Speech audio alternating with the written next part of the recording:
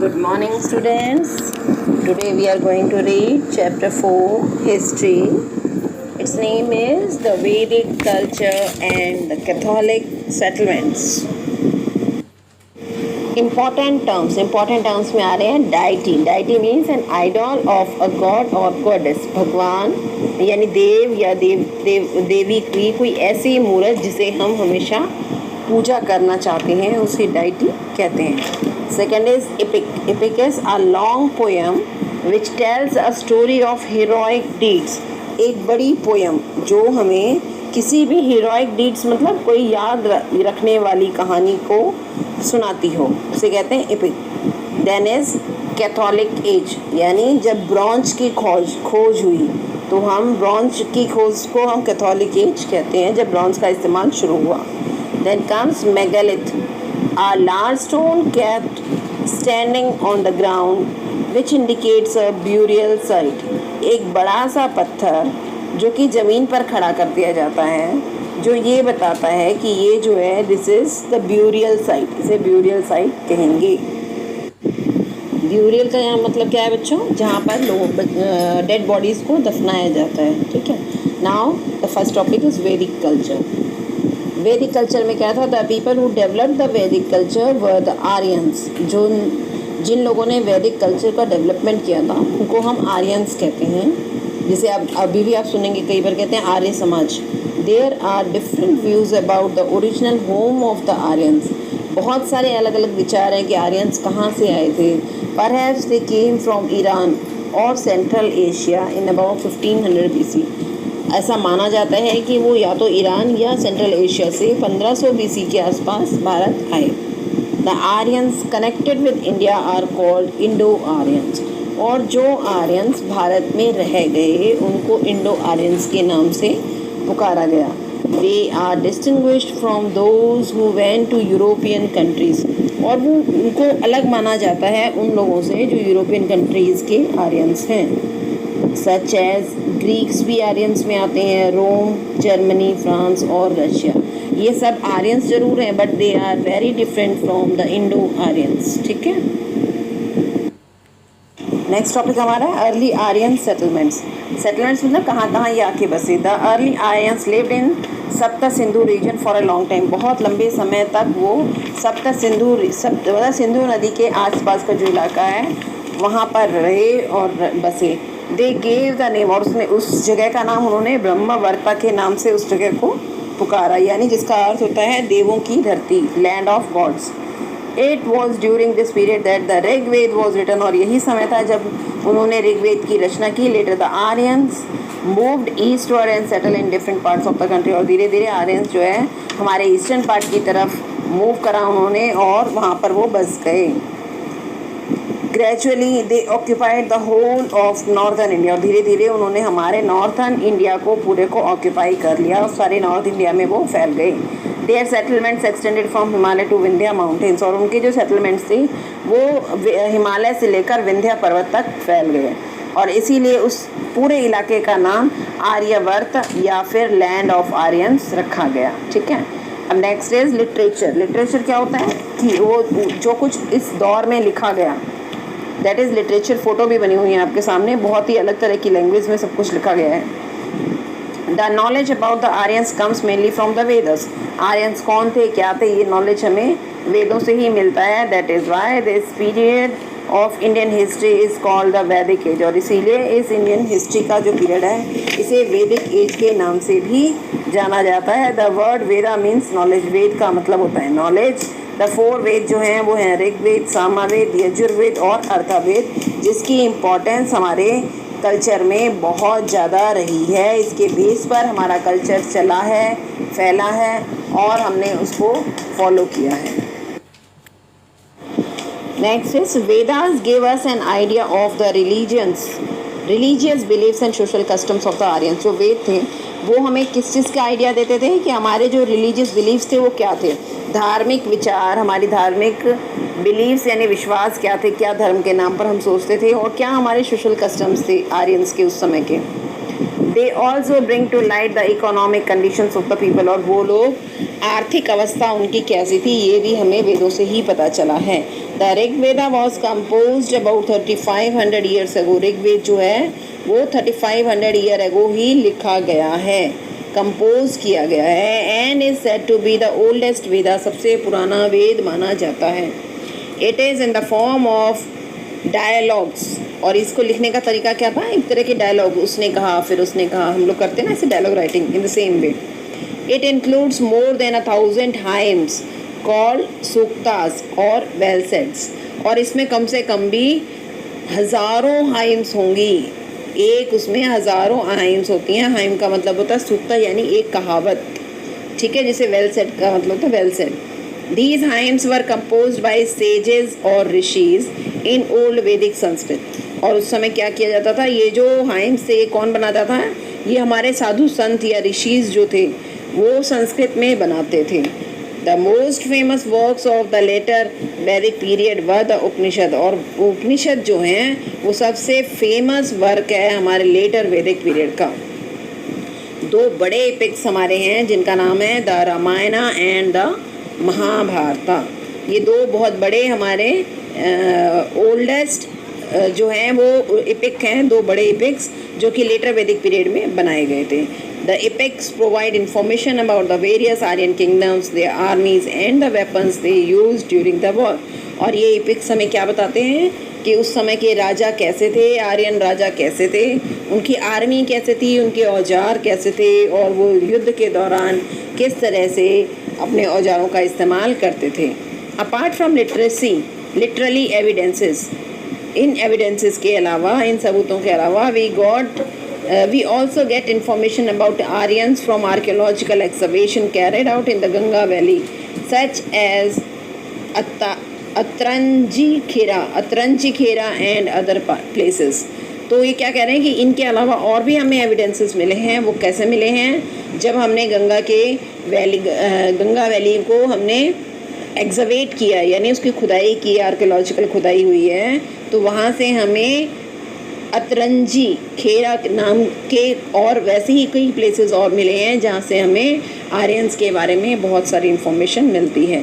Sanskrit owes its origin to a family of languages known as Indo-Europeans, और संस्कृत जो है वो एक इंडो यूरोपियन भाषा के रूप में, इसका जो अपना ओरिजिन है वो इंडो यूरोपियन भाषा है। Most of the Indian languages like Sanskrit, SME, Hindi, Kashmiri and Sindhi and many European languages like French, German, Spanish, Italian and English have many words in common. और हम पाएंगे कि संस्कृत, एसएमई, हिंदी, कश्मीरी और सिंधी जैसी भाषाओं को लेकर साथ साथ फ्रेंच, जर्मन, स्पेनिश, इटालियन और इंग्लिश में काफ़ी वर्ड्स ऐसे मिलेंगे आपको जो कि कॉमन हैं। The languages of South India such as Tamil, Telugu, Kannada and Malayalam belongs to Dravidian family. जो साउथ की भाषा है हमारी, साउथ लैंग्वेजेस जो भी हैं तमिल, तेलुगु, कन्नड़ और मलयालम, वो सारे द्रविडियन फैमिली से बिलोंग करते हैं, जबकि हमारे जो नॉर्दर्न लैंग्वेजेस हैं वो सारी संस्कृत के ओरिजिन मानी जाती हैं। आगे अब हम पढ़ रहे हैं religions of the Aryans. Aryan अपने धर्म को अनुसरण कैसे करते थे और क्या क्या करते थे उसमें। The religions of the Rigvedic Aryans was very simple, बहुत ही सिंपल तरीके से वो अपने पूजा पाठ किया करते थे। The people worship the various forces of nature, और वो नेचर के जो फोर्सेस हम कह सकते हैं, जैसे सन है, मून है, एयर है, ऐसे चीज़ों की पूजा करते थे। Thus they had many gods and goddess, इसी वजह से उनके बहुत सारे भगवान, देवी और देवता होते थे। Surya was the sun of god, Surya को सन ऑफ गॉड कहा जाता था, उन्हें सूर्य देव कहा जाता था। Indira was the god of thunder, और इंद्र भगवान को वर्षा का देवता माना जाता था जो कि हमें बारिश और पानी देते थे। He was one of the most popular god as he cause rain giving them prosperity, और सबसे ज़्यादा इंद्रदेव की पूजा की जाती थी क्योंकि वो बारिश देते थे और बारिश से सारी दुनिया में प्रॉस्पेरिटी आती है, खुशहाली आती है। Vayu was the god of wind, Vayu भगवान जो हैं वो हवा के देवता हैं। Prithvi was the goddess of the earth, और पृथ्वी जो है वो देवी मानी गई है धरती की। अग्नि रिप्रेजेंट सैक्रिफिशियल फायर, और अग्नि देवता को सैक्रिफाइस के लिए याद किया जाता था। ठीक है। इस तरह से उन्होंने बहुत सारे देवी देवता बना रखे थे जो नेचर से रिलेटेड थे। The Aryan pleased their gods by performing yajnas and sacrifices, और जो आर्यंस हैं वो अपने गॉड की पूजा करते थे, यज्ञ करते थे और सेक्रीफाइसेस देते थे, बलि देते थे। बलि अब वो कैसे देते थे वो हम आगे पढ़ेंगे। Their offering to the gods include ghee, milk, grain and soma juice. और इसमें वो क्या डालते थे, जो सेक्रीफाइस करते थे, जो यज्ञ में डालते थे, वो था घी डालते थे, दूध डालते थे, ग्रेन्स डालते थे और Soma juice. I don't know Soma is one, but Soma juice के नाम से भी कोई चीज़ थी, उसको डालते थे। The priest in course of time became very powerful, और उस समय जो प्रीस्ट होते थे उनको बहुत ही पावरफुल माना जाता था। जो पंडित थे उस समय के, ब्राह्मण जो थे, उनको बहुत ही पावरफुल माना जाता था, क्योंकि वो अपने यज्ञ से और अपनी पूजा पाठ से बहुत ज़्यादा पावरफुल बन गए थे। In the later Vedic age some new gods gain greater importance, और लेटर वैदिक पीरियड में कुछ भगवानों को बहुत ज़्यादा इम्पोर्टेंस मिल गई थी। दे वर ब्रह्मा, विष्णु एंड शिवा। 3 बड़े भगवान माने जाते थे, जिसमें से ब्रह्मा, विष्णु और शिवा थे। The most popular deities during the epic period were Rama and Krishna, और जो उस एपिक पीरियड के सबसे बड़े देवता माने गए हैं वो कौन थे, भगवान राम और भगवान Krishna. The Upanishad test on the principles of karma and moksha, और उपनिषद जो थे वो हमारे 2 सिद्धांतों पर चल रहे थे, एक हमारे कर्म और एक हमारे मोक्ष। जैसे हमारे कर्म होंगे वैसा ही हमें मोक्ष प्राप्त होगा। Next is the political organisation, the king and his officers.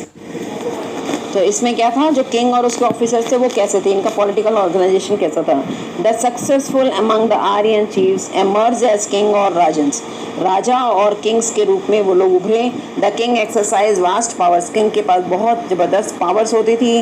The kingship became hereditary in the later Vedic age, और जो किंग्स थे, जो किंगशिप थी वो हेरिडिटरी होती थी लेटर वैदिक पीरियड में। हेरिडिटरी का मतलब होता है खानदानी, जिसमें राजा और फिर उसका बाद, उसके मरने के बाद उसका बेटा वहाँ राज करेगा। ठीक, और इस तरह के पीरियड में क्या किंगशिप कैसी होती थी, जब राजा मर जाता था तो later on that kingdom is pass on from father to his elder son, जो उसका बड़ा बेटा होता था उसको राजपाट मिलता था।